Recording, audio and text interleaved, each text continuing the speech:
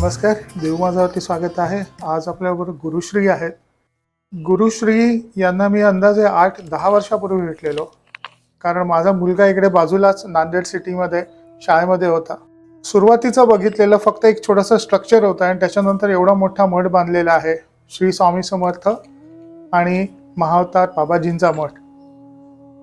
गुरुश्री, मला एक प्रश्न तुम्हाला थोडासा अजीब वाटेल, तुमचा कुठे सगळे फोटो नाही आहे. प्रत्येक ठिकाणी जिकडेही मठ बांधला जातो, जो व्यक्ती मठ बांधतो तो आपला एक फोटो सगळीकडे एकदम प्रॉमिनंट जागेवरती ठेवतो की हा मी आहे. हे काय आहे? आणि दुसरं की तुम्ही दोन आहेत कार्य. एक आहे की हे जे नांदेड सिटी मधला मठ आहे आणि दुसरं परमधाम नावाचा दुसरा मठ आहे. दोघांचं तुमचं कार्य चालू आहे.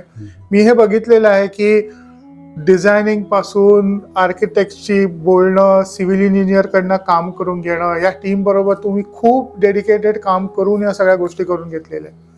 हे मोटिवेशन काय आहे? मोटिवेशन आहे पण तुमचा फोटो नाही कुठे.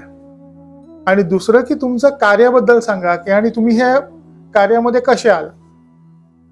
हरिओम. श्री स्वामी समर्थ. जय जय बाबाजी.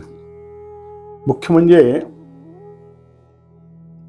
आपण जो प्रश्न विचारला की माझं कुठेही, मी ह्याच्यापासून खूप लांब राहिलो. गेले 15 वर्ष मी महाराष्ट्रात आल्यापासून मी ह्याच्यापासून लांब. पहिल्यांदाच ठरवलं की आपल्याला प्रसिद्धीपासून आपल्याला खूप लांब राहायचं आणि जे काही कार्य करायचं आहे ते आपण आपल्या परमेश्वराने आपण हेच करायचं आणि लोकांना मार्गदर्शन करायचं आध्यात्मिक. पहिल्यांदा जेव्हा मी आलो इथं तर लोक काही ज्योतिषविषयक प्रश्न वगैरे असे व्यक्तिगत प्रश्न, पण मी आता ते बंद केले. कारण काय, लोकांना फक्त त्या प्रश्नामध्येच त्यांना जास्त स्वारस्य असतं. आध्यात्मिक बेस जो आहे ना, तो लोकांचा तो मूळ पाया तो तयार व्हायला पाहिजे. आणि हे आपण कोरोनाच्या कालखंडात आपण पाहिलं की लोकांना तो आध्यात्मिक पाया कसा महत्त्वाचा आहे आणि त्याबाबत लोकांना मार्गदर्शन करणं खूप आवश्यक आहे. म्हणून मी प्रसिद्धीपासून खूप लांब राहिलो. आणि राजगुरुनगर म्हणजे पुणे नाशिक रोडला राजगुरुनगर जे गाव आहे त्याच्यापासून 5 किलोमीटरवर आतमध्ये जंगलामध्ये आपला मोठा मठ आहे, श्री क्षेत्र परमधाम म्हणून. ते आणि नांदेड सिटीला मध सायमल्टेनियसली करतोय. राहता राहिला प्रश्न आपण विचारलं की प्रत्येक मायन्यूट गोष्टीमध्ये लक्ष, कारण काय की व्यक्तिगत लक्ष घातल्याशिवाय याच्यातनं प्रगती होत नाही. हे माझ्या लक्षात आलं की आपल्याला काय करायचं आहे पुढे. हे पार सिव्हिल इंजिनिअरिंगपासून आर्किटेक्ट असो किंवा कुठलं साधं प्लंबिंगचं हे असो किंवा पाण्याची व्यवस्था असो, वॉशरूम्स असो, हे बेसिकली हे पहिलं तयार व्हायला पाहिजे. स्वच्छता ही अत्यंत महत्त्वाची आहे. आपण जर पाहिलं भारतामध्ये त्याच्यामध्येच आपण जरा खूप मागे पडतोय. आध्यात्मिक क्षेत्रामध्ये स्वच्छतेकडे अत्यंत दुर्लक्ष होतं. मुद्दामून कोणी करत नाही, पण त्याला जास्त महत्त्व देत नाहीत लोक. वास्तविक पाहता पहिला स्वच्छतेकडे लक्ष द्यायला पाहिजे. आपली जेवढी तीर्थक्षेत्र आहेत, आता अवेअरनेस होत चालल्या लोकांच्या मध्ये, जागृती होत चालली की स्वच्छता म्हणजेच परमेश्वर आहे आणि त्याच्यापासून आपण सुरुवात. म्हणून ह्या गोष्टीत आपल्याला, मला व्यक्तिगतदृष्ट्या असं मला वाटतं की प्रत्येक गोष्टीत आपण स्वतः लक्ष दिल्याशिवाय काही होत नाही.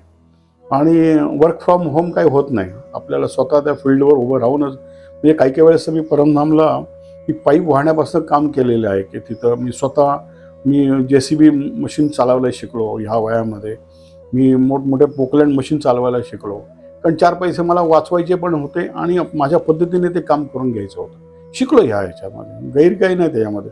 पण तेच खरं अध्यात्म आहे. आपण जेव्हा काही क्रिएटिव्ह काहीतरी करतो, समाजापुढे मांडतो, तेव्हा आपण मागे राहून हे फक्त समाजाला मार्गदर्शन करायला पाहिजे असं माझं म्हणणं आहे.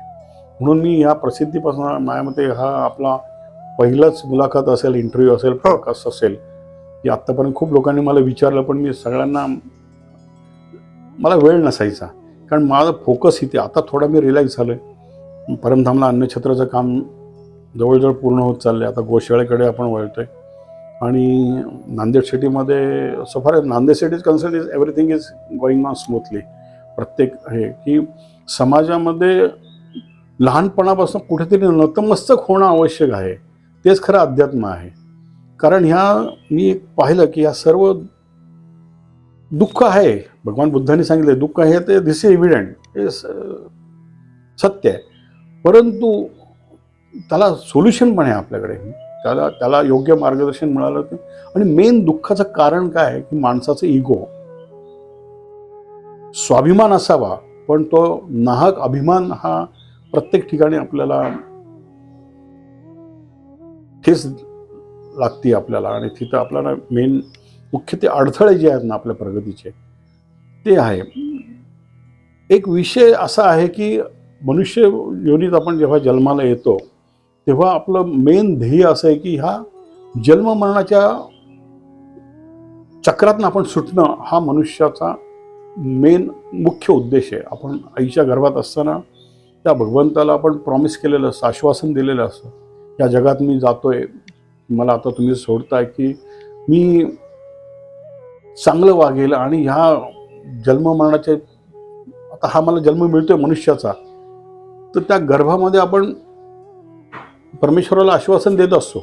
आणि आपण जेव्हा या जगात येतो तेव्हा जवळजवळ 6 महिनेपर्यंत आपल्या पूर्वस्मृती जागृत असतात. आणि परमेश्वराने आपल्या हातात एक ठेवलेलं आहे की ते इरेज होत चालतं हळूहळू. मागच्या जन्मातलं जे असतं ना ती आठवणी, जे काही आपलं कर्म असतं, जे आपल्याला माहिती असतं, ह्याच्यावर आपण सांगतो की मी आता पुढचा जन्म मी आता व्यवस्थित वागेल, व्यवस्थित हे करेल आणि माझा मुख्य मार्ग मोक्षप्राप्तीकडे असेल. परंतु नंतर काय होतं की जसं 6 महिन्यानंतर आपल्या काही ठिकाणी बघा तुम्हाला काही काही लोकांना एक्सेप्शनल केस असतात, लाखो एक, की त्यांना 10 वर्ष, 21 वर्ष, 40 वर्षापर्यंत काही स्मृती त्यांच्या पूर्वीचे जागृत होत असतात. असं होतं बऱ्याच ठिकाणी. त्याला आपण मॅन्युफॅक्चरिंग फॉल्ट म्हणू आपण. परंतु नॉर्मल कोर्समध्ये व्यवस्थित ह्याच्यामध्ये 6 महिन्यात आपल्या स्मृती सगळ्या, म्हणून लहान मूळ बघा हसतं रडतं काय, त्याला त्याचे विश्वास असतं, कारण त्याला बोलता येत नाही, कुड नॉट एक्सप्रेस. म्हणून मग जेव्हा वाचा येते माणसाला तेव्हा ते मागचं इरेज होत जातं, बोलू शकत नाही मागचं सगळं. ते मागचं सगळं इरेज झाल्यानंतर मग मनुष्य पुढचं आपलं कार्यक्रमणा चालू करतो. आणि मग नंतर ह्या जगामधले तुमचे मी म्हणता ते मी रिलेट करू शकतो, कारण जर हॉस्पिटलमध्ये बघितलं ना 1 वर्ष 1 दिवसाचं बाळ पण स्वप्न बघत असतं. अगदी अगदी अगदी अगदी त्रिकालाबाधी सत्य आहे. आणि हे असं होत होतो त्याच्या विश्वास असतो म्हणून. मग 6 महिन्यानंतर हळूहळू ते इरेज झाल्यानंतर मग मग ह्या जगातले अदर व्हॉइसेस त्याच्यावर काम करायला लागतात. राग, लोभ, मदमत्सर सगळं हे होतं. तर बघा ना, लहान बाळाचं तुम्हाला सांगतो की त्याचं एक खेळणं असतं. आपण जरी ते खेळणं आपण घेतलं की माझं हे म्हणलं तर नाही, त्याला कोणी शिकवलेलं नसतं. पण ॲक्विजिशन आणि पजेशन हे लहानपणच्या DNA मधनं येत असतं. आता त्याचा प्रादुर्भाव किती होतो त्याच्यावर त्याची आध्यात्मिक प्रगतीच हे असते. म्हणून मनुष्य काय शेवटपर्यंत माझं माझं करतच हे असतो. ह्याच्यातनं सुटका होण्यासाठी संत महात्म्यांनी जे सांगितलेले, आमचं कार्य काय की समाजाला मार्गदर्शन करायचं. आणि हे मार्गदर्शन करत असताना व्यवहारी जग जे असतं ना, प्रॅक्टिकल अध्यात्म, हे लोकांना शिकवायला पाहिजे. आणि ते खरं आपलं ध्येय आहे. उगाच माळा घेऊन पोथ्या पुराण वाचत बसण्यात काय अर्थ नाही. कारण कलियुगामध्ये आता मानवाला एवढा वेळ नाही आहे. सत्ययुगामध्ये, द्वापारयुगामध्ये, त्रेतायुगामध्ये भरपूर वेळ असायचा. आपण लोककथातनं किंवा काही संतकथातनं किंवा आपल्या आध्यात्मिक ग्रंथातनं आपण वाचतो की ह्यांनी 800 वर्ष तपश्चर्या केली, ह्यांनी 1000 वर्ष हिमालयात तपश्चर्या केली, इकडं तपश्चर्या केली, एका पायावर उभं राहून उलटं टांगून. त्यावेळेस त्या माणसाला वेळ होता. आता मानवाला या कलियुगात वेळ नाही आहे. त्याला क्षणाक्षणाची किंमत मोजायला. कारण कलियुगाचं हेच वैशिष्ट्य आहे की त्याला पोटासाठी खूप धावपळ करायला लागते. आता म्हणजे बाकीच्या ठिकाणचं ठीक आहे, पण पुण्या मुंबईसारख्या ठिकाणी आता पुन्हा पण तसं वाढत चाललं की मिनिटावर आपला हिशोब चालला आहे. आपण पाहिलं तर मुंबईसारख्या ठिकाणी तर ते जास्त जाणवतं आपल्याला की त्यामुळे माणसाला एवढा वेळ नाही. तुम्ही जर एखाद्या माणसाला सांगितलं नाही तुझी तू असे एवढी पारायणं कर आणि एवढं, तो करेल, म्हणजे दळत दळण्यासारखं करेल, पण त्याचं लक्ष तिथं पाहिजे ना, तर then only he will get the result. Otherwise होतं काय की मग 11 माळा करा, मग तो माणूस त्याची 8-3200 लोकल असते, त्याचं लक्ष तिकडं असतं. तो आपला एक यांत्रिक क्रिया, एक मेकॅनिकल प्रोसेस म्हणून तो करत असतो. परंतु त्याचा मग इफेक्ट होतो का? आता माझ्याकडे ह्या आय टीतली खूप मुलं मुली येतात, ते विचारतात परमेश्वर आहे का, अमुक आहे का. त्यांचे प्रश्न अत्यंत रिलेव्हंट आहेत, त्याच्याबद्दल काही नाही. आउट ऑफ क्युरियोसिटी असेल किंवा आता काही मुली येतात, लग्न होत नसतं, मग कोणीतरी ज्योतिष वगैरे सांगतात, मग रुक्मिणी स्वयंवर वाच, अमुक कर, पांढरे बुधवार कर, काळे शुक्रवार कर, अमुक, म्हणजे सोकाळ, म्हणजे असं मला नावं नाही ठेवायची. ती मुलगी करते, पण तिला तर रिझल्ट नाही मिळाला ना. मग ह्या मुलांचं श्रद्धा याच्यावरची ढळमळीत होते की हे एवढं करून का मिळत नाही, रिझल्ट का मिळत नाहीत आपल्याला. त्याचं उत्तर कोणाकडे नाहीये. तुम्ही सांगितलं 11 वेळा रुक्मिणी स्वयंवर वाच, लग्न व्हायला पाहिजे, होत नाही. मला ज्योतिषाबद्दल म्हणायचं नाही, ज्योतिषशास्त्राला तर सलामच आहे, ते तर आपल्या ऋषीमुनींनी करून ठेवलं, नो डाऊट ॲट ऑल. परंतु त्याचं इंटरप्रिटेशन करणारा माणूस, अयोग्यम अमंत्रम अक्षरम नास्ती नास्ती मूलम अनावश्यकम अयोग्य मनुष्या नास्ती योजका तत्र दुर्लभा. ह्या जगामध्ये भगवंतांनी जे काही निर्माण केले हे जग, त्याच्यामध्ये वनस्पती असो, कुठले आपण जे शब्द बोलतो त्याची योग्य रचना केली की ते मंत्रामध्ये रूपांतर होतं. आणि मंत्रामध्ये त्याचं जर व्यवस्थित फॉर्मेशन झालं, त्याचे उच्चार जर झाले तर त्याचे रिझल्ट्स मिळतात. परंतु आता ह्या कलियुगामध्ये एवढं प्रदूषण झालंय, म्हणजे मानवी मनाचं असो, मानवी विचारांचं असो, हवेचं असो, पाण्याचं असो, सगळीकडचं प्रदूषण. तसंच विचारांचं पण प्रदूषण झालेलं आहे. तर त्या ह्याच्यामध्ये तो मंत्र जर व्यवस्थित म्हणला नाही, त्याचा उच्चार जर व्यवस्थित करणे, मंत्रशास्त्र हे अत्यंत गंभीर आणि आपल्या ऋषीमुनींनी करून ठेवले आपल्यासाठी. शब्दावरती भार खूप no important. Doubt at all. म्हणजे आता अनुस्वार जरी असतो ना, आपण त्याला हे म्हणतो, तर 3 ठिकाणी जर ठेवलं तर वेगवेगळे त्याचे उच्चार आणि त्याचे अर्थ वेगवेगळे होतात. पण जर योग्य त्याचं प्रोनाऊन्सिएशन झालं, त्याचे उच्चार व्यवस्थित झाले, तर मंत्राचे रिझल्ट 100% मिळतात. गायत्री मंत्र असो कुठले, किंवा काही गूढ मंत्र आहेत माझ्याकडे, त्याच्या खूप मंत्रशास्त्राचं खूप साहित्य माझ्याकडे उपलब्ध आहे. म्हणजे आपल्या प्राचीन ऋषीमुनींनी केलेलं. पूर्वी आपलं मौखिक होतं, साधारण जेव्हा प्रिंटिंग टेक्नॉलॉजी जेव्हा हे झाली तेव्हा आपल्याकडे थोडंफार त्याचं हे झालं. पूर्वी मॅन्युस्क्रिप्टमध्ये म्हणजे ताडपत्राच्या पानावर, ताडपत्रावर लिहून ठेवलेलं असायचं. नंतर ते ह्याच्यात आलं. पण ते मंत्र आहेत, नो डाऊट. पण ते करत असताना गुरुचा सल्ला घेणं, गुरुचं मार्गदर्शन मिळणं, योग्य गुरु मिळणं, हे पण खूप महत्त्वाचं असतं. आता ह्या कलियुगामध्ये असं झालंय ना, मागे आपले मराठी साहित्यकार पु ल देशपांडेंनी पण म्हणले होते की आता ह्या ह्याच्यामध्ये, ह्या कालखंडामध्ये जिथं नतमस्तक व्हावं असे पाय शिल्लक नाहीत.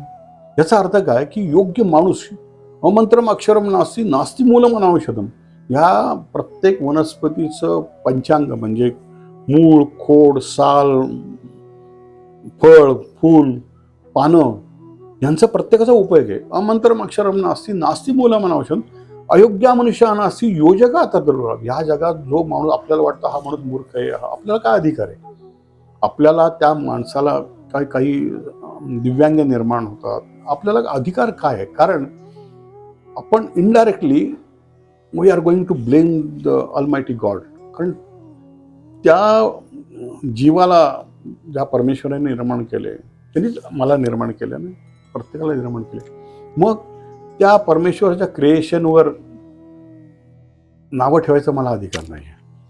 आणि मग त्याच्यातनं पण नवीन कर्म निर्माण होतं, हे लक्षात ठेव. पण लोकांना हे वाटतं, कोण लोकांना नावं ठेवतात त्याच्या रंगरूपावरनं असो, आपल्याला अधिकार नाही. कारण परमेश्वराने जो जीव निर्माण केला आहे त्याचा ह्या जगामध्ये काहीतरी उपयोग आहे.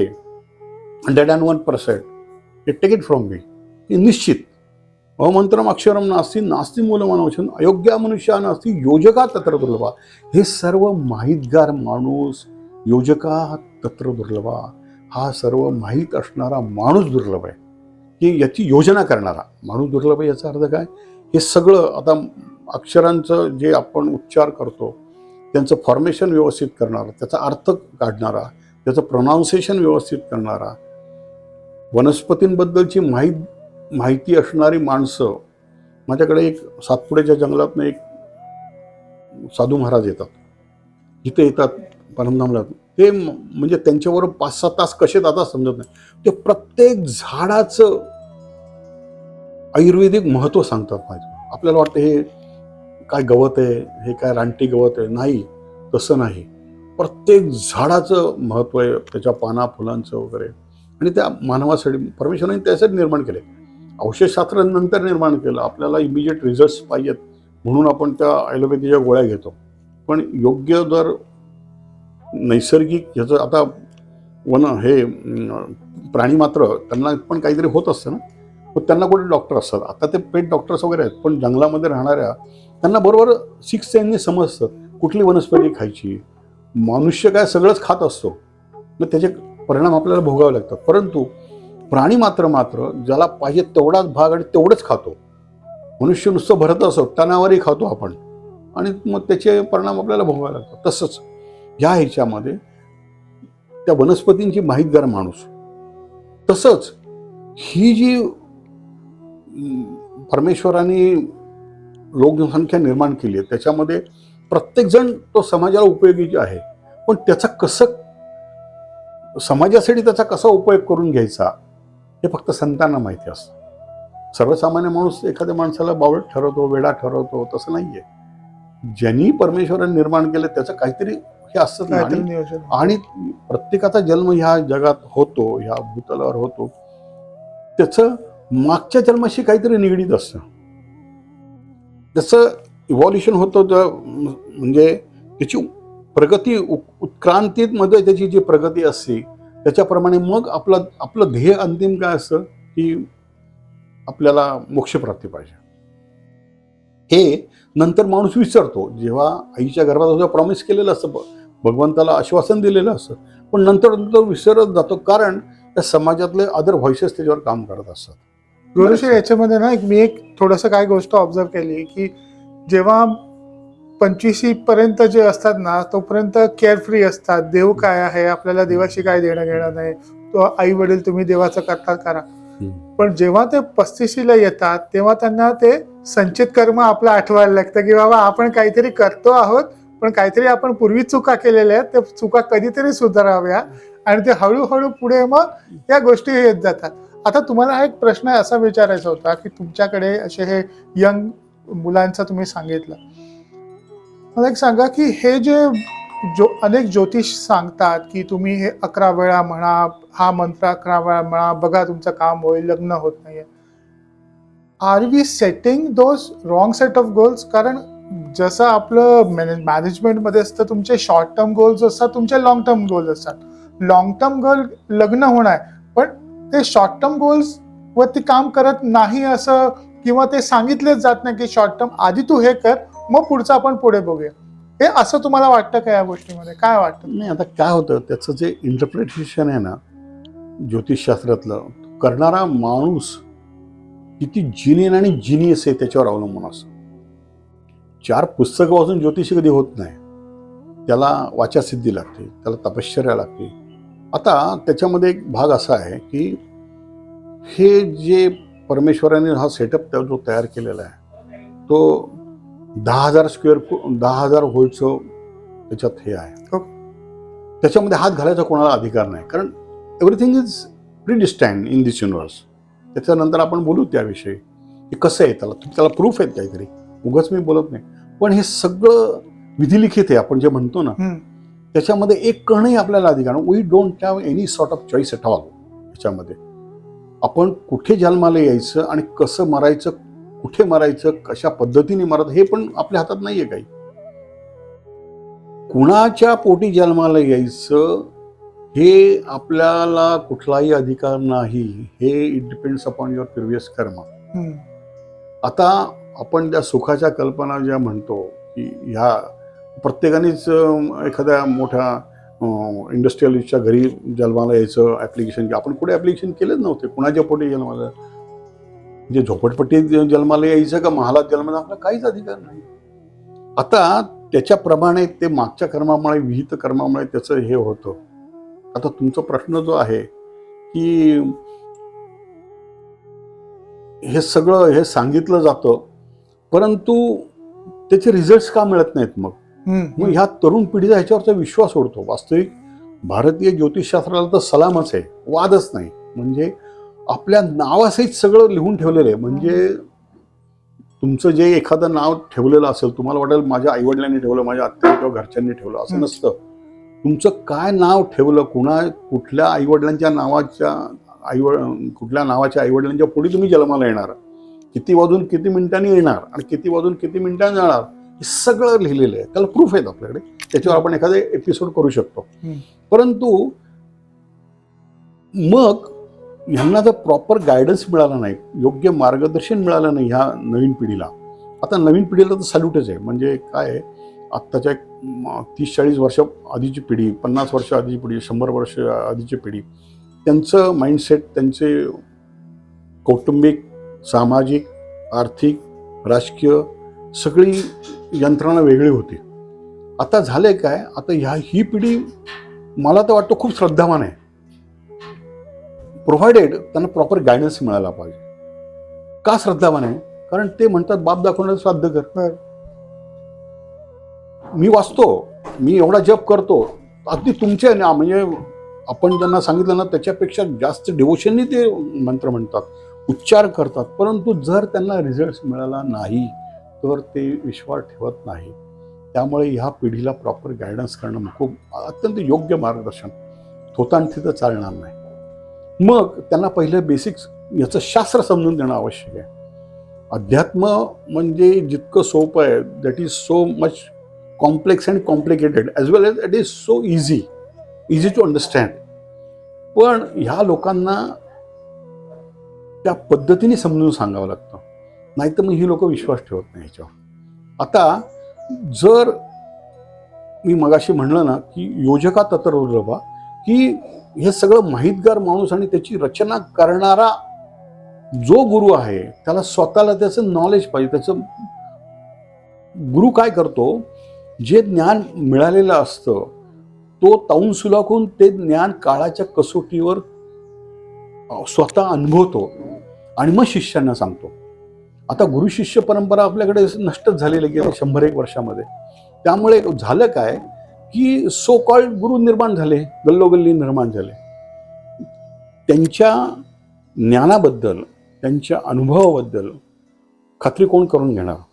मग समाजामध्ये अंधश्रद्धा पसरते आणि मग आपल्या धर्माचं, आपल्या ज्ञानाचं आपण अवडंबर करून ते अंधश्रद्धेमध्ये रूपांतर होतं आणि हे समाजाच्या दृष्टिकोनातून अत्यंत घातक आहे. गुरुश्री, याच्यामध्ये ना तुम्हाला असा प्रश्न होता की हे माझं ऑब्झर्वेशन आहे की तुम्ही जर एक एज, इकडे आता नांदेड सिटीच्या मठात तुम्ही बघितलं तर जो एज ग्रुप आहे तो 65+, थोडे त्याच्यापेक्षा कमी आहे तो आहे 55+. हे जे कितीतरी ऑर्गनायझेशन्स आहेत, रिलिजियस ऑर्गनायझेशन्स आहेत, त्यांच्याकडे सगळे वयस्कर मंडळी, जी नवीन पिढी तिकडे यायला पाहिजे. कारण कसं असतं की ते पॉइंट ऑफ रिप्लेनिशमेंट असतो. म्हणजे 75 इयर्सचा व्यक्ती तो एका काळानंतर त्या ऑर्गनायझेशन मध्ये येऊ शकत नाही, पण त्याच वेळेला एक 5 वर्षाचा मुलगा त्याच्यात आला पाहिजे, तर ती कंटिन्युटी पुढे राहते. तुम्हाला इकडे फॉल्ट कुठे वाटतं? माझा पहिल्यापासून माझं ध्येय, माझा उद्देश, मी हिमालयातनं इकडे आलो. आता मला समजायला लागलं मला तिकडनं या ऋषीमुनींनी का पाठवलं. तर त्याचा उद्देश असा की मला पण तेच वाटतं की अध्यात्म म्हणजे म्हातारपणी करायच्या गोष्टी नाही आहेत. याच्यामध्ये मागच्या काही 2-3 पिढ्यांचा त्यांच्याकडे चूक नाही आहे, कारण त्यांना ह्या समाज व्यवस्थेमध्ये उभं राहण्यासाठी कुठल्याही, म्हणजे भारतातल्या कुठल्याही भागामधलं, मी भारताबद्दल सांगतोय, काश्मीरपासून कन्याकुमारी, सौराष्ट्रापासून आसामपर्यंत प्रत्येक समाज व्यवस्थेमध्ये त्या मधल्या कालखंडात एक 100 वर्षाचा जो कालखंड होता, तिथं त्यांना चरितार्थाच्या साधनेसाठी काहीतरी करणं, हातपाय हलवणं आवश्यक होतं. त्यामुळे त्यांच्याकडे चूक नाही, त्यामुळे ह्या गोष्टींकडे दुर्लक्ष झालं. मग ते इंग्रजी शिक्षण पद्धती असो किंवा अजून काय असो, दोष कुणाचाही नाही आहे, पण समाज व्यवस्थाच अशी होती की इलाजच नव्हता. त्यामुळे आपल्या कुटुंब व्यवस्थेमध्ये आणि नंतर कुटुंब व्यवस्था तर एकत्र कुटुंबावधींना ते डिसइंटिग्रेट झाली. कारण कसं त्याच्यामध्ये माहितीये, मग अजून दुर्लक्ष झालं याच्यामध्ये मी ह्याच्यामध्ये तुम्हीच बोलला त्याच्यावर मला अशी गोष्ट रिकलेक्ट झाली की त्यावेळी इव्हन दुधासाठी लाईन लावायला लागायची. एक्झॅक्टली.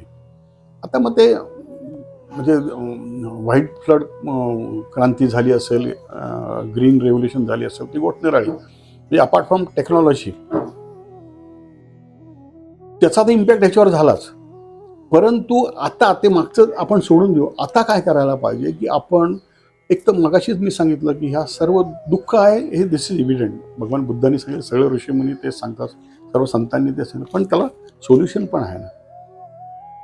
ह्याच्यामध्ये महत्वाचा भाग असा आहे की त्या दुःखाचं मूळ इगो आहे. Okay okay.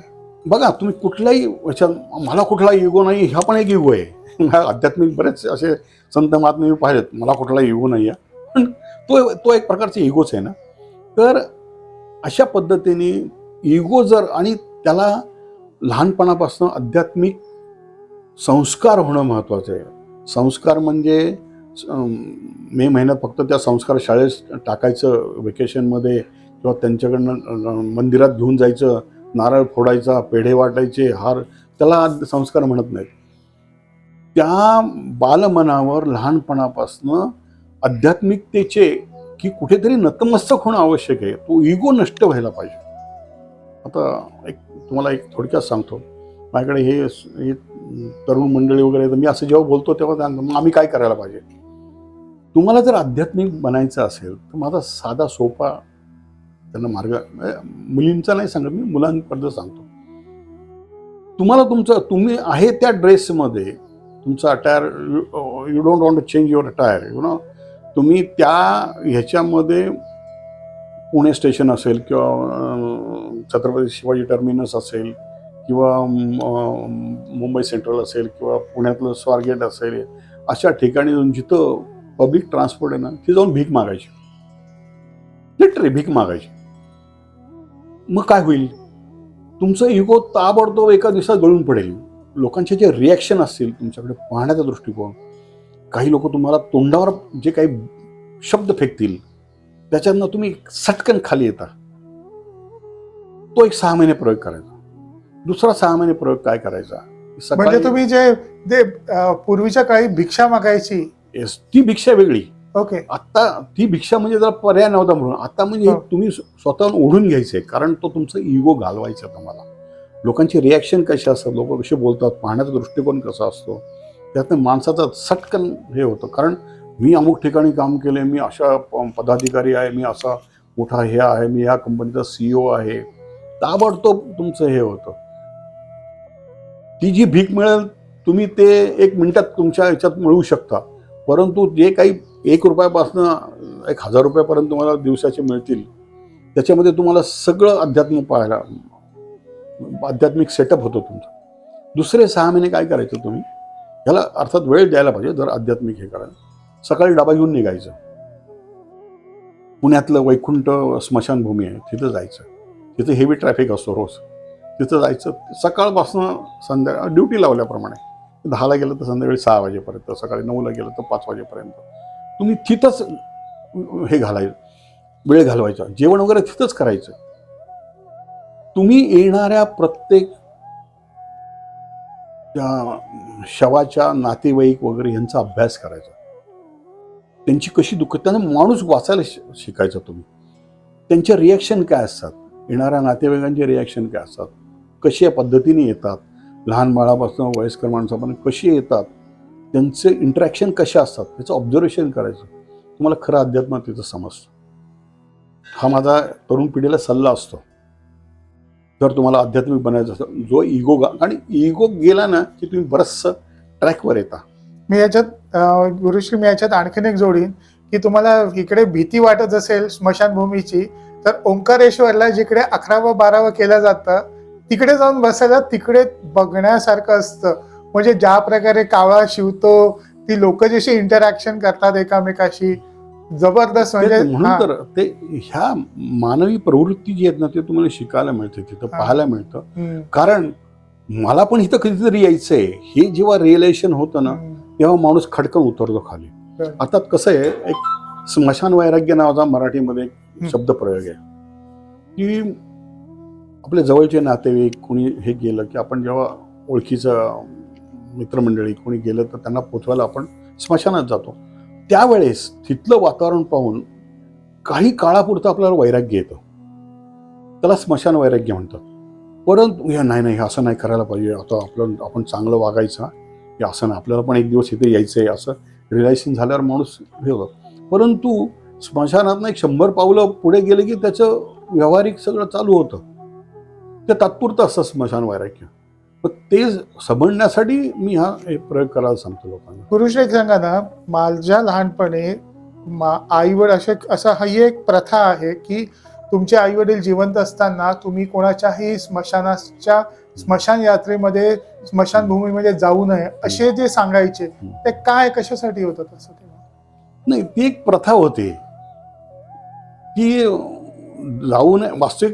वास्तविक ज्या माणसाचं, आता मी काही माणसाचं पाहिलं की त्यांच्या घरात कोणीच नाही त्यांचं क्रियाकर्म करायला, किंवा एखादा मुलगा असेल किंवा मुलगी असेल, त्यांना आधार द्यायला आपलं सामाजिक कर्तव्य आहे ते जाणं.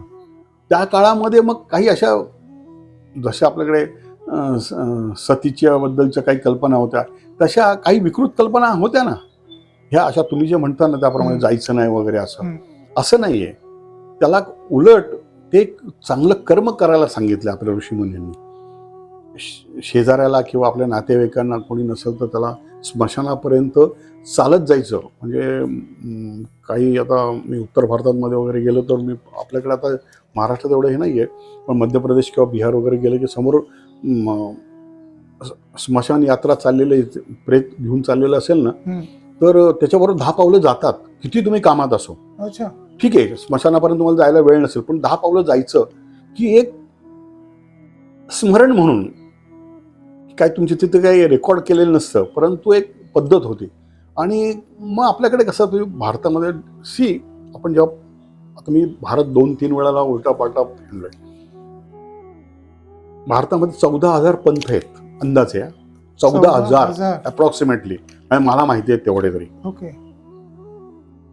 There are different school of thoughts. म्हणजे आता तुम्ही जे म्हणता ना, त्याच्या विरोधात दुसरीकडे असतं. पश्चिमेकडे गेला ते पूर्वेला त्याचा विरोध असतो, दक्षिणेकडे, म्हणजे एक तुम्हाला उदाहरण सांगायचं म्हणजे याच्यावर शंकराचार्यांनी पण मोठं भाष्य केलेलं आहे. हर आणि हरी ह्याच्याबद्दल कधी विरोधाभास किंवा त्याच्याबद्दल, पूर्वी ह्याच्यावर युद्ध झाली ना आपल्याकडे दक्षिणेकडे. हर आणि हरी म्हणजे भगवान शिवशंकर आणि विष्णू, ह्याच्यामध्ये द्वैत असायचं काही कारण नाहीये, ड्युअलिटी नाहीये, हे दोन्ही एकच आहेत. परंतु आपल्याकडे, तुम्ही आता ह्याच्या दक्षिणेकडे गेला ना, तर तिथं पूर्वी सारवण्याची पद्धत होती. झोपडी पण सारवायच्या, खाली जमिनीवर पण सारवायचे, भिंती पण सारवायच्या शेणाने. तर असं सारवायचं नाही. तो वैष्णव असेल तो असं सारवणार, कारण हे शिवाचे हे आहे ना, म्हणजे शिवाचं त्रिपुंड, त्याच्या अपोजिट वैष्णवांनी आपला नाम असं हे करायचं. म्हणजे अशा काही डिफरंट हे होत्या, आणि अजूनही काही ठिकाणी आहे. पण आपल्या म्हणजे शंकराचार्यांसारख्यांनी एवढं सांगूनही अजून काही अशा अंधश्रद्धा म्हणा किंवा कपोलकल्पित कथा म्हणा किंवा असं काहीतरी आपल्याकडे अजून चालूच आहे. त्यामुळे त्याला काय असं ऑथेंटिकेटेड, त्याला काही असं हे म्हणता येत नाही की आता काही ठिकाणी 12व्या 13चं काय 10व्याचं जेवायला जाऊ नये वगैरे, असं काही हे आहेत. आता अन्न हे अन्नच असतं, परंतु ठीक आहे, आता त्याच्यावर आपण काय भाष्य किंवा त्याला सायंटिफिक काही आपल्याकडे कुठलंही नाही. ह्याच्यामध्ये असं पण आहे ना की तुम्ही जर असा कोण नसेल तर तुम्ही आवर्जून जावं, कारण ते तुमचं कर्तव्य बनतं. कारण समाज एकसंघ राहण्यासाठी त्या माणसाला आधार देणं तुमचं कर्तव्य आहे, हे आपल्या समाज धोरणांनी सांगून ठेवलंय. परंतु काय होतं की ह्याला अंधश्रद्धा कशी निर्माण होते आणि त्याला कसं खत पाणी घातलं जातं, ह्याला कुठले पॅरामीटर्स आपल्या समाजामध्ये सगळीकडेच आहे. म्हणजे असं हे नाहीच आहे. आता तुम्हाला आश्चर्य वाटेल, काही शाक्त पंथांमध्ये, आता महाशिवरात्र परवा झाली, तर काश्मीरमध्ये आपल्याकडे महाशिवरात्रीचा उपवास करणं हे आहे. काश्मीरमध्ये काही ब्राह्मण कुटुंबामध्ये तिथे महाशिवरात्रीला मटण करतात. अच्छा. It's very shocking.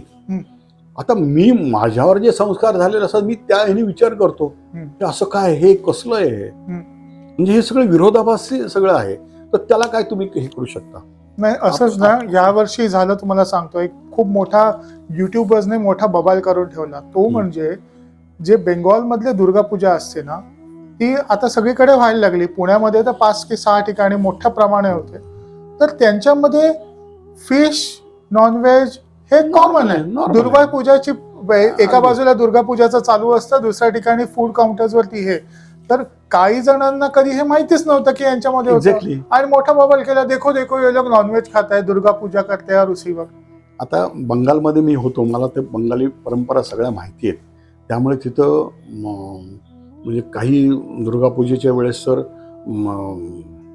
मासे आणि रमची बाटली हा नैवेद्याचा प्रकार आहे. तो शाक्तपंथांमध्ये तो हे आहे. त्याच्यामध्ये एवढं बवाल करायचं काही कारण नाही. तर त्यांच्या परंपरा त्या पद्धतीने, त्यांच्या परंपरा पाळा, तुम्ही तुमच्या परंपरा. हा, तिथं मी असं करत नाही म्हणून यांनी करायचं नाही असं हे जे आपल्याकडे होतं ना, की किंवा अरे आता सारस्वत ब्राह्मणांमध्ये मच्छी रेग्युलर खातात, त्यामध्ये काही गैरवादाचं काही कारण नाही. तुम्ही खात ना, तुम्ही गप्प बसा ना, पण तुम्ही दुसऱ्याला नावं ठेवायचं काही कारण नाही. ते त्यांच्या पद्धतीने चाललंय. म्हणून आपल्या मध्यंतरी एका मराठी साहित्यकाराने सांगितलं ना की हा समाज तमाशाने बिघडला नाही आणि कीर्तनाने सुधारला नाही. समाज त्यांच्या पद्धतीने चालतच राहतो. ही व्यवस्थित आहे, असंच आहे ते. अगदी बरोबर चपकल ते वाक्य आहे, माहिती आहे का? कीर्तनाने सुधारला नाही समाज आणि त्या तमाशाने बिघडला पण नाही. समाज आपल्या मस्तीमध्ये चालत असतो. तो त्याचं ते कोर्स रुटीन त्याचं व्यवस्थित चालू असतं. त्यामुळे आता अंधश्रद्धा हा वेगळा भाग आहे, त्याच्यावर आपण एखादा हे करू. गुरुश्री, मी स्पेसिफिकली कशासाठी आलो तुम्हाला सांगतो.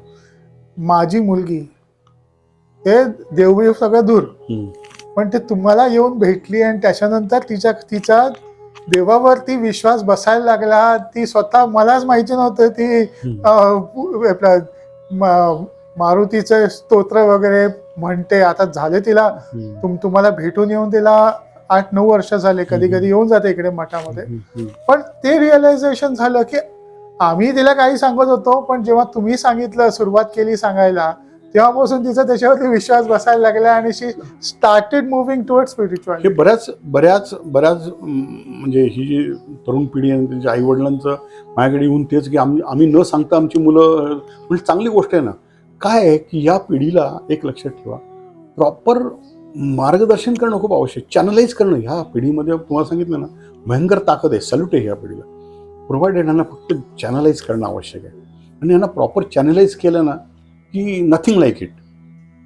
म्हणजे काही स्तोत्र किंवा पूजापाठ करणं हे नाही, त्यांना प्रॅक्टिकल अध्यात्म समजून सांगायला पाहिजे की अमुक केल्याने तुमच्यात खूप चमत्कार होईल अशातला भाग नाही. पण तुमचं विचार करण्याची पद्धती आहे ना, ओव्हरऑल कुटुंबामध्ये, समाजामध्ये, तुमच्या कॉलेजमध्ये, स्कूलमध्ये ते विचार करण्याची पद्धत बदलली जाते आणि तुमचा समाजाकडे, तुमच्या आजूबाजूच्या लोकांकडे पाहण्याचा दृष्टिकोन खूप बदलतो.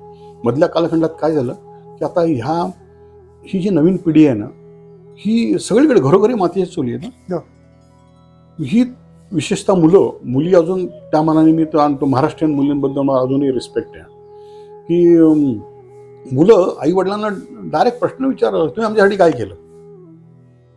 हा डायरेक्ट प्रश्न विचारायला सुरुवात प्रश्न विचारता की आम्हाला मी सांगितलं होतं जन्माला का हो नाही, हे असे प्रश्न आहेच कुटुंबामध्ये आहेत. चांगल्या कुटुंबामध्ये पाहिलं ते आई वडील इथून रडतात. म्हणजे कसं आहे माहिती का, एक लक्षात ठेवा, मूल होत नाही म्हणून प्रॉब्लेम आहे, मुलांचे प्रॉब्लेम आहेत. नोकरी नाही म्हणून प्रॉब्लेम आहे, नोकरीत प्रॉब्लेम आहेत. लग्न होत नाही म्हणून प्रॉब्लेम आहे, डिव्होर्सच्या केसेस आहेत. म्हणजे असं काहीतरी विचित्र ह्या म्हणजे ह्या कलियुगात आहेत. दोष कुणाचाच नाहीये, हे सगळं चालत आहे. पण प्रॉपर ह्या लोकांना मार्गदर्शन करणं खूप आवश्यक. आणि हे जो माणूस स्वतः अनुभवातनं गेलाय तोच फक्त देऊ शकतो. 4 पुस्तकं वाचून किंवा असं काही हे गुरु होत नाही. आता एक दुर्दैवाचा भाग म्हणजे मला बोलायला खूप वाईट वाटतं, पण राहत नाही. पुण्यासारख्या ठिकाणी प्रत्येक गल्लोगल्ली मध्ये स्वामी समर्थ महाराज, महाअवतार बाबाचे आता नवीन झालंय हे चालू, शंकर महाराज, गजानन महाराज, साईबाबा कुणाच्याही स्वप्नात येतात, कुणाच्याही जेवायला त्यांच्याबरोबर असतात, कुणालाही काही सांगतात. कसं आहे, काय आहे हे समजत नाही मला. आणि चांगली चांगली लोक ह्याच्यावर विश्वास ठेवतात हो.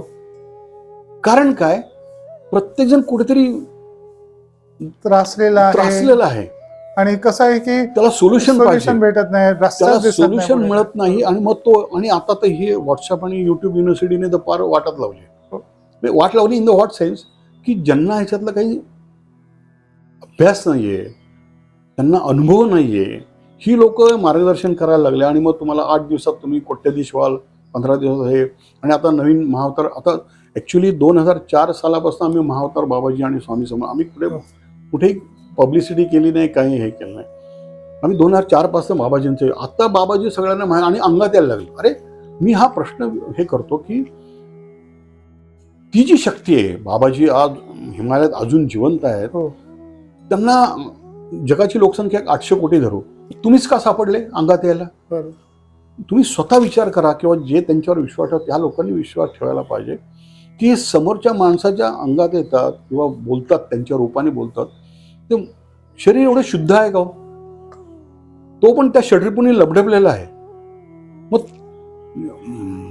स्वामी समर्थ महाराज, शंकर महाराज असो किंवा साईबाबा असो किंवा गजानन यांच्यात आता बाळूमामा यायला लागले काही लोकांच्या. नाही, मला एक प्रश्न त्याच्यावरच आहे, आला मनात विचारत होता की जेव्हा महाअवतार बाबाजींच्या अंगात शरीरात येतात, मग ते तुम्ही क्रियायोग शिकवा ना त्याच्यात. तेच ना, तुम्ही फक्त लोकांचे प्रश्न, आणि अत्यंत दुर्दता, हे माझ्यासारखे बोलणं बरोबर नाही, पण ही जी लोक आहेत ना, यांचे स्वतःचे काय प्रश्न ते मला माहिती नाही. इथे येतात ना ते, ही भारतातले मोठमोठे ज्योतिषी इथे येतात त्यांचे स्वतःचे प्रश्न घेऊन. तर त्याच्यावर पण आपण एखादं हे करू, कारण माझ्याकडे त्याच्यावर भयंकर. मला ना याच्यावरती फ्रँकली सांगतो, माझ्या घरी बाबाजींचा फोटो मी 5-6 वर्षापासून असतानाचा आहे, म्हणजे गेली 40 वर्ष फोटो होता. वडिलांचा क्रियायोग योगाबद्दल अभ्यास होता. त्यांचे मित्र जळगावला देवी बापू सोनार म्हणून होते, त्यांचा तर प्रचंड अभ्यास होता क्रियायोगाचा, ते प्रॅक्टिस करत होते क्रियायोग.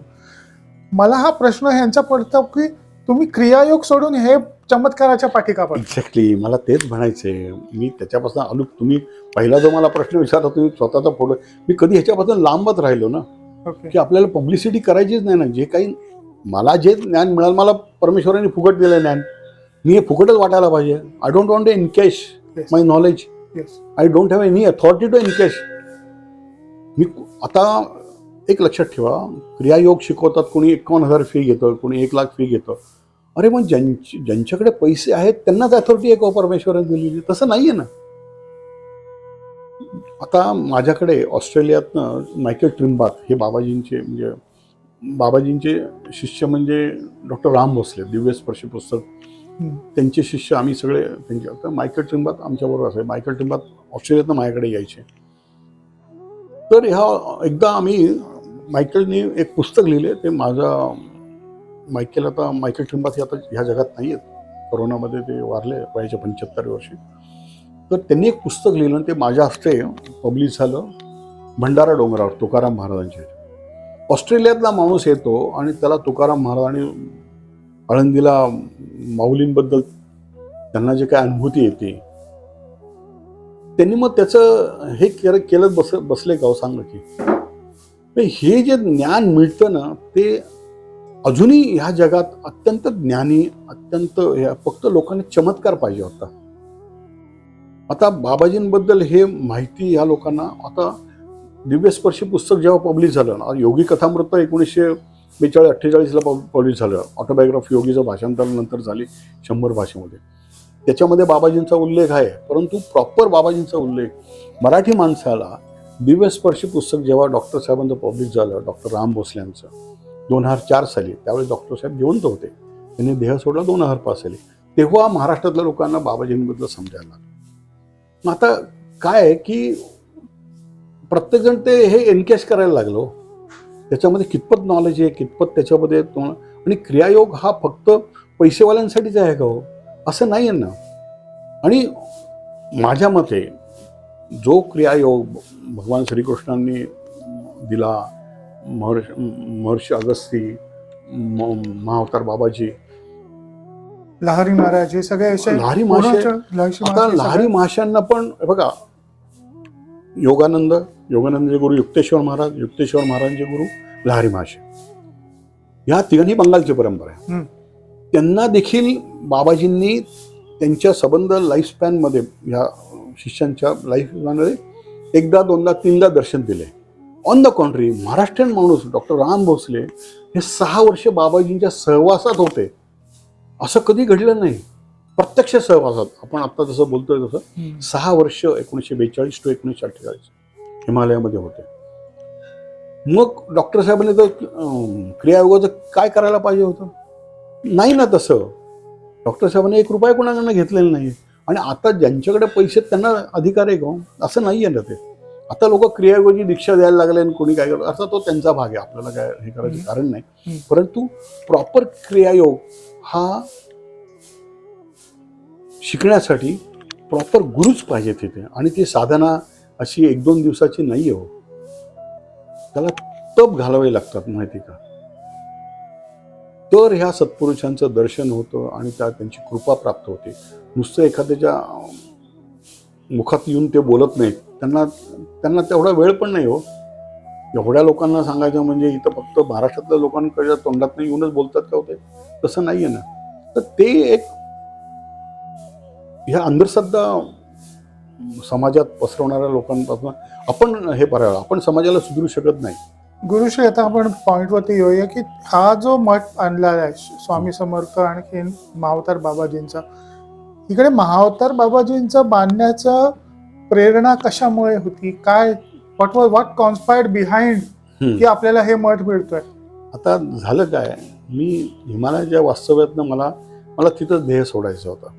परंतु भगवंताच्या कृपेमुळे महर्षी अगस्ती, काकप्रसून ऋषी, भारद्वाज ऋषी यांच्या कृपाप्रसादामुळे माझा उद्देश तोच होता, तिथं ध्येय सोडा. परंतु त्यांनी मला पुन्हा इकडे पाठवलं व मी ती जागा शोधत आलो. इथं मला महाराष्ट्रामध्ये पुण्याच्या जवळ अशी पुण्याच्या जवळ मी बरीच जागा पाहिली. 2-3 वर्ष त्या शोधत होतो. ती जागा मिळाली राजगुरुनगरला, तलावाच्या काठी. आणि नंतर मला समजलं, जेव्हा अमेरिकेतनं लोक माझ्याकडे यायला लागले, तेव्हा ती जागा कॅलिफोर्नियामध्ये बाबाजींचा जो आश्रम स्थापन झाला, योगानंदांनी केला, ती जागा आणि ही जागा सेम आहे. मी कधी परदेशात गेलो नाही, पण त्या लोकांनी फोटोग्राफ्स काढले आणि मग ते खात्री झाली की इथंच आहे. मग तिथं आम्ही अशा काही, आता मी त्याला चमत्कार म्हणत नाही, पण त्यांच्या कृपेमुळे असं काही घडत गेलं की आज अखेर तेच घडते की त्यांच्या प्रेरणेने सगळं त्याप्रमाणे घडते. मी एक निमित्त मात्र असेल, म्हणजे फोडिले भांडारा धन्याचा तो माल, मी तो हमाला भारवाई, असं मी हमालाचं काम करतो. ते सांगतात त्याप्रमाणे सगळं चाललंय आणि त्याप्रमाणे ते सगळं घडते. तिथं अत्यंत ॲडव्हर्स कंडिशनमध्ये तो मठ स्थापन झाला. 10 एकर जागा आहे तिथं. तुम्ही सांगितलेलं की 3 ओढे क्रॉस करून जायला लागतात. हो. एकदा आपण तिथं पण हे करूया. तर अत्यंत ॲडव्हर्स कंडिशन, म्हणजे आता अन्नछत्र जेव्हा आपण बांधलंय 12,000 स्क्वेअर फूट, तर मध्ये पाऊस प्रचंड होता. त्या ह्याच्यात 30-30 टनाच्या गाड्या तिथं कशा गेल्या, कशा गाड्या फसल्या. गुजरातमधनं काही लोकांनी आपल्याला हे पाठवलं, टाईल्स पाठवल्या, हे झालं. काही नाशिकचे भक्त आहेत, त्यांनी आपल्याला मदत, हे झालं. त्या ॲडव्हर्स कंडिशनमध्ये तो उभा राहिला. हे 3 वर्षामध्ये 12,000 स्क्वेअर फूट बांधकाम उभं राहिलं. आता गोशाळेचं आपलं बांधकाम चालू होईल. हे झालं. ह्याला आपण चमत्कार म्हणायचं, दुसरं काय म्हणायचं? माझ्यासारखा एकटा माणूस एकंडा शिले तर मी काय करू शकतो? I am very ordinary person. परंतु अशी लोक त्यांनी माझ्याकडे पाठवली की म्हणजे माझा काही परिचय पण नव्हता. अशी लोक परदेशातनं किंवा भारतातल्या कानाकोपऱ्यातनं, म्हणजे आता आसाममधला माणूस, बिहारमधला माणूस, सौराष्ट्रामधला माणूस, राजस्थानमधला माणूस, अशी लोक माझ्याकडे आली आणि मग त्यांनी तिथं काही योगदान करून आपण तो हे बांधलाय. स्वामी समर्थ महाराज यांनी ध्येय सोडताना सांगितलंय, हम गया नहीं जिंदा है.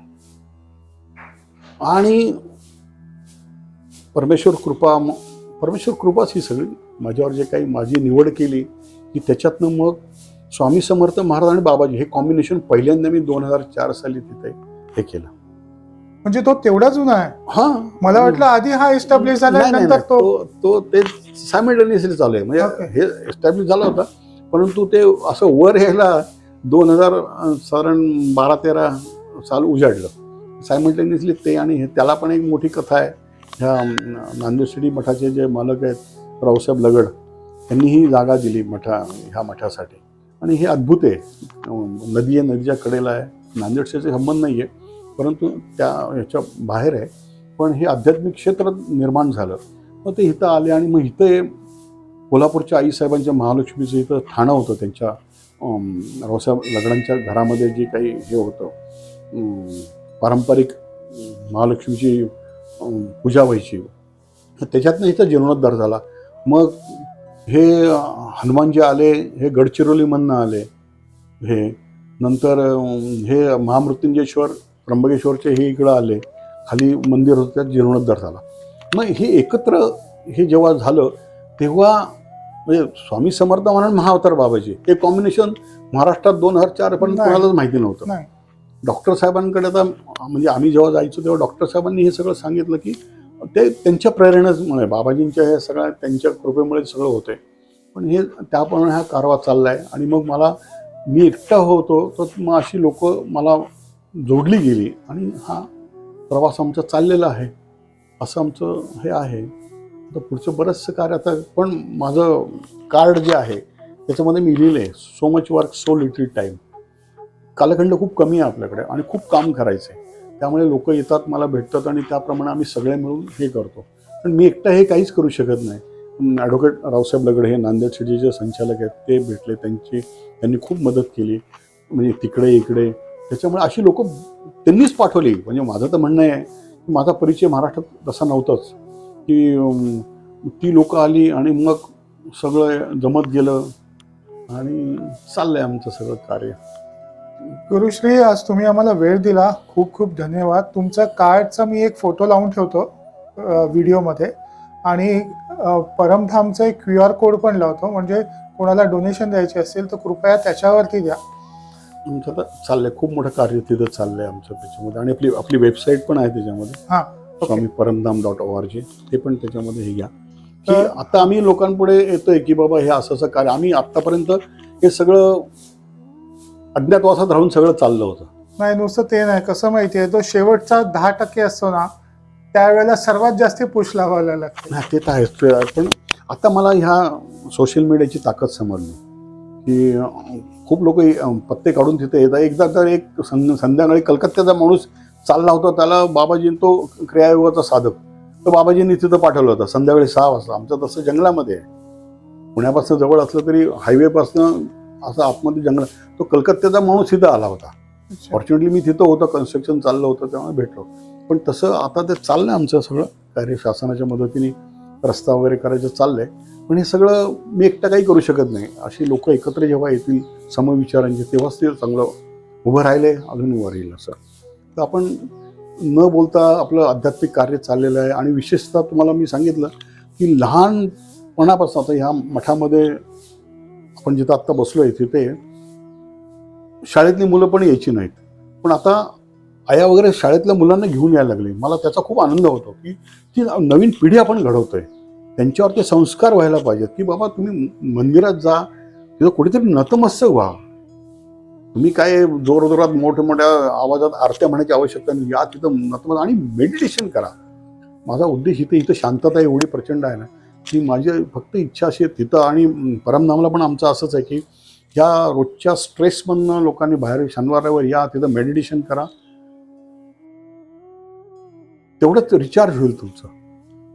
मेडिटेशनला खूप महत्त्व आहे. सेल्फ रिअलाइज, बाबाजींनी काय सांगितलं, सेल्फ रिअलाइज, मी कोण आहे हे ओळखायला शिकायला पाहिजे प्रत्येकाने.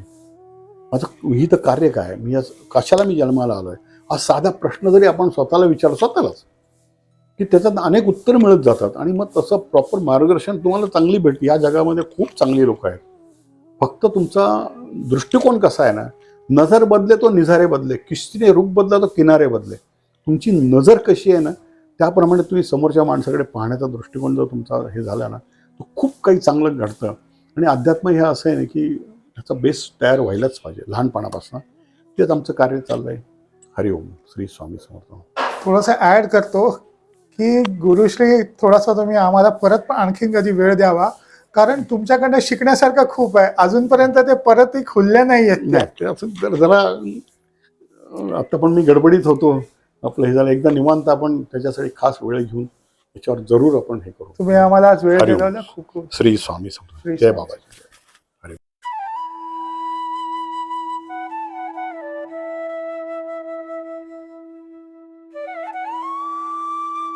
अध्यात्मावर अशीच माहिती मिळवण्यासाठी देव माझा चॅनलला सबस्क्राईब करा.